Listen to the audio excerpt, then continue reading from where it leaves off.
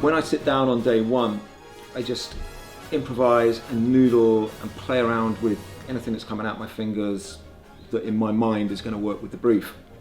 I start to flesh that out and get it a little bit bigger. Which instruments are you going to use?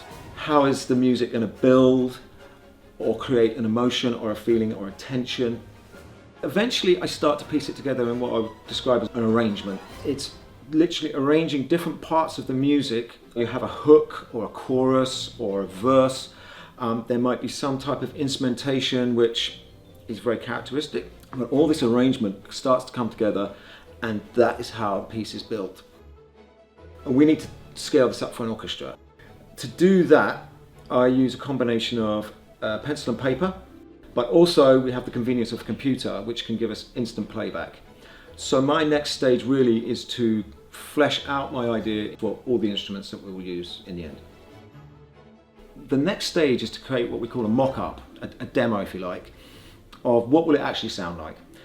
We can do some revisions till we've got to our final product essentially, which is what we then take into the studio to record. My job then as the composer is to finalise an orchestration. What exact instruments are playing what where.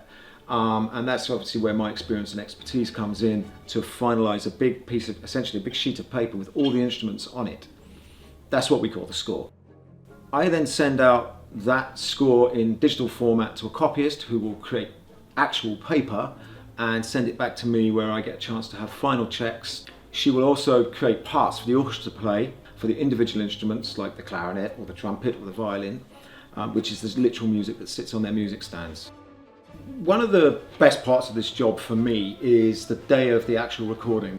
Hearing your music played for the first time by a big symphony orchestra is a thrill that is a great privilege to be involved with, particularly if you conduct your own music, because you have a chance to kind of shape the final sound and really receive those emotions really for the first time. The morning of that session is like a big match. It feels like, I imagine a footballer would feel before they go onto the pitch at Wembley.